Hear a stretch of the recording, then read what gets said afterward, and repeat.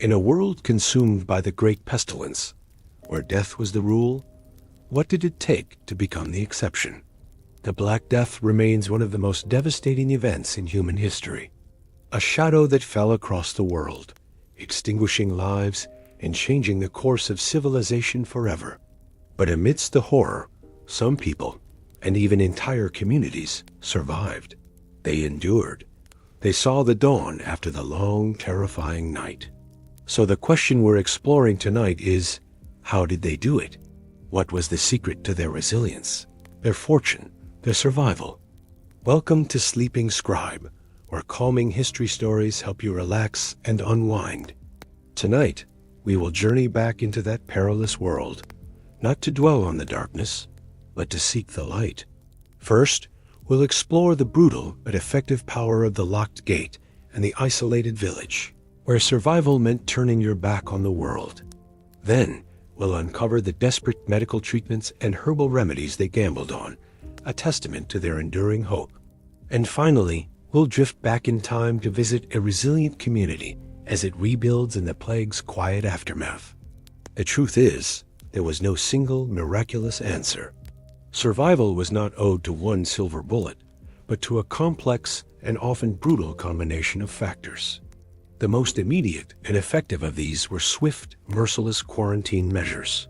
Entire communities survived by cutting themselves off from the infected world, ruthlessly enforcing their boundaries against any and all outsiders. Next, there was the simple, unearned advantage of geographical isolation. Those who lived in remote mountain valleys or on windswept islands were often shielded by terrain, the pestilence simply unable to reach them. In the more forward-thinking cities, we see the first stirrings of organized public health responses, ideas that were centuries ahead of their time.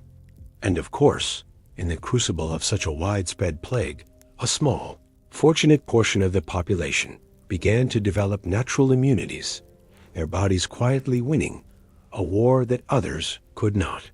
But woven through all of these threads was the undeniable, capricious role of sheer luck. The simple chance of not being in the wrong place at the wrong time. In short, communities survived by locking their gates, by benefiting from their location, and by the roll of an indifferent cosmic dice. Now that we have the overview, let's explore the single most important strategy they employed, shutting the world out. If you find this glimpse into the past helpful or relaxing, a quiet tap on the like button helps our small scriptorium grow. To truly understand survival, we first need to look at the powerful, simple concept of the closed door and the guarded road. In an age without knowledge of germs, people understood one thing with perfect, terrifying clarity. The plague traveled with people. It arrived with the merchant, the pilgrim, the soldier returning from afar. And so, the most logical defense was to stop them from arriving. This was the fortress of isolation, a defense built not of stone and mortar, but of collective will and grim determination. Some communities were fortunate enough to be isolated by nature. In the high, difficult passes of the Alps and the Pyrenees, the air was thin and the populations were sparse. Small hamlets nestled in deep valleys were connected to the wider world by only a single treacherous track. News of the pestilence raging in the flatlands below would arrive as a traveler's rumor, a frightening tale told by a fire. But the disease itself struggled to make the journey. The rats and the fleas they carried found the terrain inhospitable. The flow of human traffic was a mere trickle, easily monitored and controlled. For these communities, survival was a gift of geography. They did not need to build walls, for the mountains were their walls. For others, isolation was a conscious and often agonizing choice. Perhaps the most famous example comes to us from the small village of Ayam in the English county of Derbyshire. In 1665, during a later, but no less terrifying outbreak of plague, a bundle of cloth arrived from London for the village tailor. The cloth was damp, and he hung it by the fire to dry, unknowingly releasing plague-carrying fleas into his home. Soon he was dead, and the sickness began to spread. The villagers, faced with an unthinkable choice, made a pact. Led by their rector, they decided to quarantine themselves entirely. They would let no one in and no one out. They chose to contain the disease within their own village boundary, sacrificing themselves to save the surrounding towns of Sheffield and Manchester. It was an act of incredible, heartbreaking courage. For 14 long months, Ayam became its own prison. Supplies were left for them at a boundary stone, where they would leave coins soaked in vinegar in exchange. Inside the village, the death toll was catastrophic. Families buried their own kin in backyard gardens. The silence of the surrounding fields was a constant reminder of the life they were protecting, a life they themselves had given up. In the end, approximately 3/4 of Ayam's inhabitants perished. But they succeeded. The plague did not spread beyond their self-imposed cordon. They had built a fortress of will, and though the cost was immense, it held. This same brutal logic was applied on a much larger scale in powerful city-states. The leaders of Milan, for instance, enforced a notoriously ruthless policy. When the plague was discovered in a house, authorities did not simply remove the sick. They bricked up the entire building. The sick, the healthy, the old, and the young were all sealed inside together, left to their fate. The screams from within would eventually fade to silence. It was a horrifyingly cruel strategy, yet it proved grimly effective. Milan's mortality rate was significantly lower than that of many other Italian cities, which allowed more freedom of movement. This practice of creating a guarded barrier around an infected area would become known as a cordon sanitaire, a sanitary line, a stark physical border drawn between the living and the dying. At a national level, some rulers took this logic even further. King Casimir the Great of Poland, observing the devastation in the West, made the monumental decision to close his kingdom's borders entirely and establish strict internal travel restrictions. It was a move that saved countless lives, turning his entire nation into a vast, guarded fortress against the encroaching pestilence. While some communities hid, others began to fight back with a new kind of organized defense, planting the seeds of what we now call public health. The medieval world was not uniformly helpless. In the sophisticated, bustling city-states of Italy and the Adriatic coast, the crisis spurred remarkable innovation. These were centers of trade and commerce. They could not simply close their gates forever without collapsing their entire way of life. They needed a more nuanced solution, a way to manage the risk rather than just run from it. This necessity gave birth to the first organized, civic responses to an epidemic in European history. The port city of Ragusa, now modern Dubrovnik, was a pioneer. Its wealth depended on maritime trade, so sealing the port was not an option. In 1377, its leaders enacted a revolutionary law.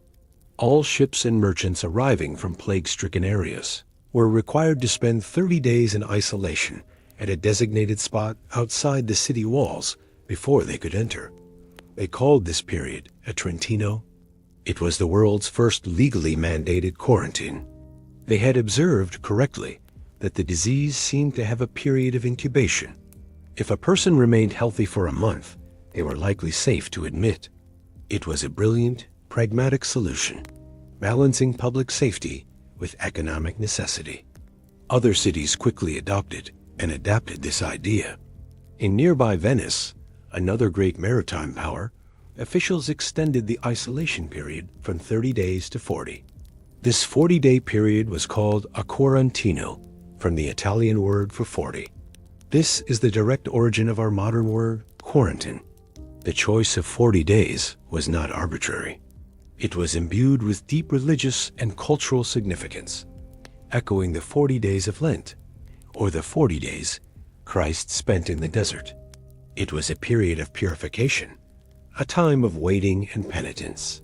To manage this process, Venice established the world's first maritime quarantine station in 1423 on the small island of Santa Maria di Nazareth.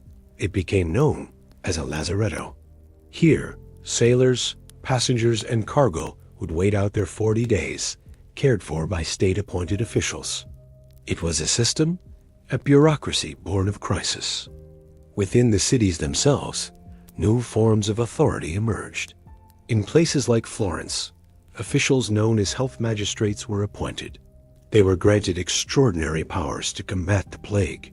They could order the closure of businesses, halt trade, and enforce sanitation laws. They had the grim authority to identify and isolate the sick, and to oversee the disposal of the dead. This last task was one of overwhelming scale. With thousands perishing, traditional burials became impossible. The bodies would pile up in the streets, a horrifying risk to the living. The solution was the mass grave, the plague pit. Teams of gravediggers, often men who had already survived the plague and were thought to be immune, would collect the bodies at night and transport them to vast pits dug outside the city walls.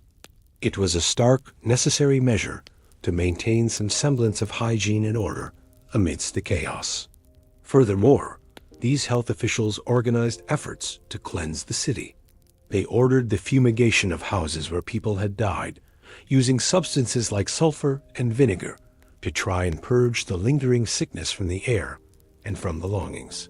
This was the dawn of public health, a shift from individual helplessness to collective, organized action. With no understanding of bacteria or viruses, medieval healers turned to the world they knew, a mixture of ancient theory, faith, and the bounty of the earth. Faced with a disease of such terrifying power, doctors and healers were largely powerless, yet they did not stop trying. Their efforts were guided by the prevailing medical science of the day, which was rooted in the ancient Greek theory of the four humors. This theory held that the human body was composed of four vital fluids: blood, phlegm, yellow bile, and black bile. A healthy person had these humors in perfect balance. Sickness, therefore, was believed to be an imbalance. The goal of any treatment was to restore that equilibrium. Compounding this was the theory of miasma, the belief that the plague was caused by bad air, a poisonous vapor or mist that rose from swamps, rotting corpses, and other foul-smelling sources. This intellectual framework explains the strange and iconic figure of the plague doctor. His famous costume was not mere theater.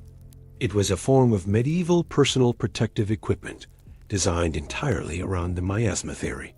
He wore a long, waxed leather coat, gloves, and a wide-brimmed hat to cover his body.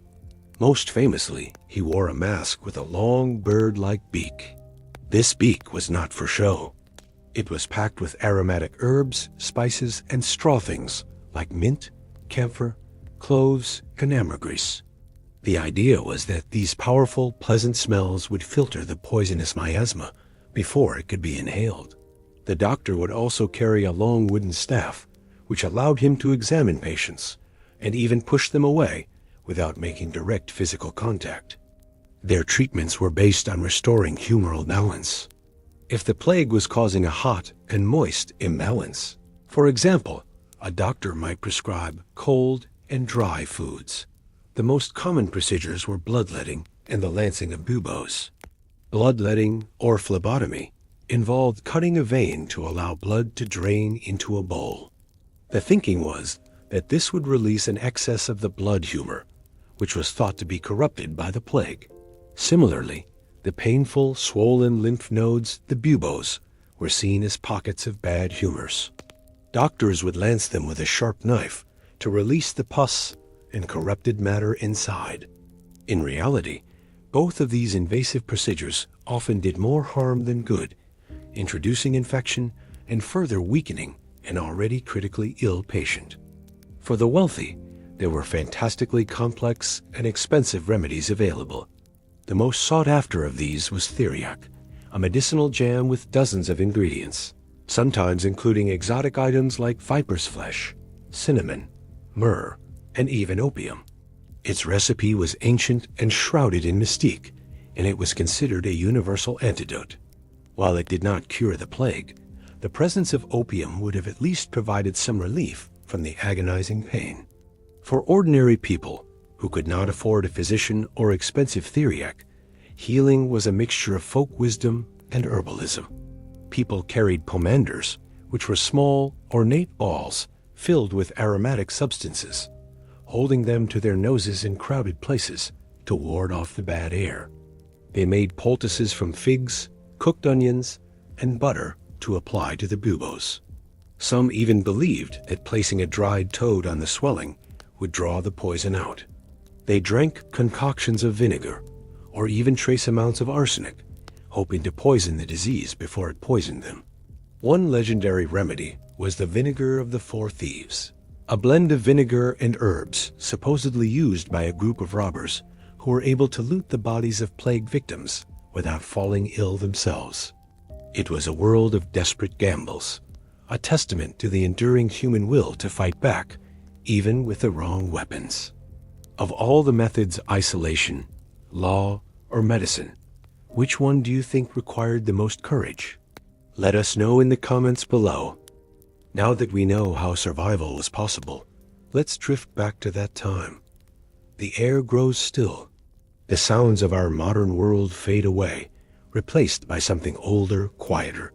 We find ourselves at the edge of a small English village, a place that closed its gates and held its breath and survived. Let us call it Oakhaven. The first light of dawn spills over the gentle hills, a soft, gray watercolor washing over the landscape. The air is cool and damp, smelling of wet earth and wood smoke. A lone church bell begins to ring. Its single resonant toll is not a frantic alarm, but a steady, reassuring rhythm. A sound that has marked the beginning of days long before the pestilence, and a sound that marks the day now that the worst is past. From our vantage point, we can see the layout of Oakhaven. At its heart stands the small stone church, its steeple a solid, unwavering finger pointing towards the heavens. Clustered around it are the simple peasant dwellings, their walls a humble mixture of woven branches and clay, a technique known as wattle and daub. Their roofs are thick layers of thatch, appearing like soft, shaggy hats pulled low. Smoke, thin and pale blue, rises from the chimneys of a dozen cottages. It is a fragile, but definite, sign of life. A cow lows softly from a small enclosure, a croft behind one of the homes. The smell of baking bread, rich and warm, begins to drift from the baker's hut, where the oven is already fired and glowing. But there is a quiet melancholy here too. Interspersed between the living homes are cottages that stand silent and dark. Their windows are like vacant eyes. Their doorways are sealed, a cross painted hastily upon the wood. These are the homes of those who were lost, reminders of the terrible price of the village's survival. Before the plague, every cottage would have been full, the village lanes bustling with activity. Now, there is a stillness, an emptiness. Yet, life does continue. This village is not a ghost. It is a survivor, scarred but standing. In the vast open fields that surround the cottages, the land is divided into 3 great strips, following the ancient rhythm of crop rotation. One lies fallow, resting. The others wait to be worked. There are no engines, no machines. The only sounds are the church bell, the distant lowing of the cow, the wind in the trees, and the first hints of human voices, quiet and measured as Oakhaven slowly, cautiously, wakes to a new day. Let's wander down a small path, towards a cottage with a garden that seems to overflow with life, a place of healing in a world that has seen too much sickness. This garden belongs to the village's cunning woman. She is not a university-trained physician, but a healer whose knowledge comes from the earth itself, passed down through generations. The air here is thick with fragrance. The sharp, clean scent of mint mingles with the calming perfume of lavender and the earthy aroma of damp soil.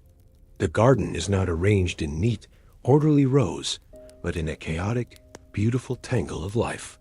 Bees, their buzzing a gentle hum, drift among the blossoms. The woman herself is here, her back stooped as she works. She moves with a quiet purpose, her hands stained with dirt and chlorophyll. We watch as she carefully sorts through herbs gathered at dawn. In one pile, she places plants that were once believed to ward off the pestilence. There is angelica, the angel's herb, its roots carried as a powerful charm. There is rue and rosemary, plants that were burned to fumigate homes, their pungent smoke thought to cleanse the bad air. She sets these aside with a quiet reverence, perhaps a silent thanks for their perceived protection. Some of her knowledge is based on the doctrine of signatures, the old belief that a plant's appearance gives a clue to its purpose. She holds a leaf shaped vaguely like a human lung, a plant used for coughs and breathing troubles. Her work is a portrait of practical wisdom. This physic garden is her pharmacy, her larder, and her sanctuary. It provided hope during the darkness, and now it provides healing in the quiet aftermath. Now, let's follow the sound of distant, rhythmic work out towards the great open fields that surround the village, where the story of loss and opportunity is written in the land itself. The sun is higher now, warming the backs of the few men and women scattered across the landscape. The work is hard, done almost entirely by hand. We hear the whisper and swish of a scythe cutting through tall grass, a sound that has echoed across these fields for centuries. We see a man guiding a simple wooden plow, his shoulders strained against the weight. But something is different. Something has fundamentally changed.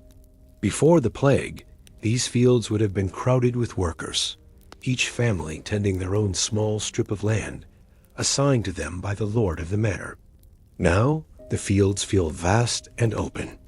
There are fewer hands to do the work, a grim reality that has unexpectedly shifted the balance of power. The men we see working are not just tending their old plots. They are working larger pieces of land, holdings that have grown as they took over the strips of families who vanished. With labor so scarce, these surviving peasants can now demand better conditions. They can ask for lower rents and higher wages for their work, a concept that would have been unthinkable just a few years earlier. The old feudal bonds have been weakened. This is the quiet beginning of what historians would later call a golden age for the English peasant. We also see a new landscape emerging. Large sections of what was once arable land, used for growing wheat and rye, are now being fenced off. Inside these new enclosures, sheep graze peacefully. Wool has become more profitable than grain, and raising sheep requires far fewer workers. The work is still dictated by the sun and the seasons, a timeless rhythm of planting, growing, and harvesting. But for the survivors of Oakhaven, there is a new sense of space, a fragile but growing prosperity born from unimaginable loss. The air holds the scent of cut grass and warm earth, and the quiet echo of work is the sound of life, slowly, painstakingly, being rebuilt. As the sun dips below the rolling hills, casting long shadows across the fields, let's retreat indoors to the simple comfort of a cottage hearth. We step through a low doorway into a single large room. The air inside is warm and smoky, the only light coming from the crackling fire in the central hearth on the floor. A simple trestle table and a few wooden stools are the only furniture. In the corner, a pile of straw-stuffed mattresses serves as the family's beds. This is home. A family is gathered around the fire. Their evening meal is simple but hearty. A thick stew, or pottage, bubbles in a pot over the flames, and they eat from rough-hewn wooden bowls.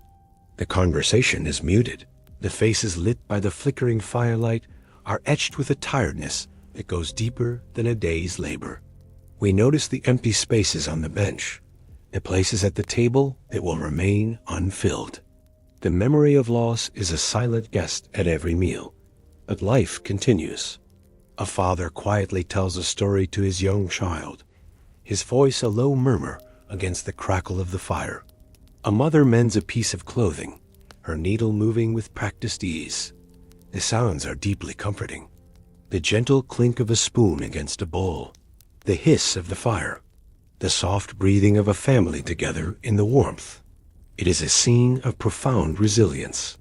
In this small, smoky room, in the heart of a village that survived, a simple, quiet act of sharing a meal by the fire is a victory. It is a testament to the enduring human spirit and the simple, powerful need to continue. As the fire burns low, what simple comfort from your own life would you most want to have in that quiet room? If you feel ready to continue your journey into the past, our library of bedtime histories is always open, waiting to help you drift away on another quiet story. Thank you for joining us here at the Sleeping Scribe as we explored the echoes of survival. We hope this story brought you some clarity and its telling some peace. Until next time, may your mind be calm and your heart filled with warmth and joy. Goodbye.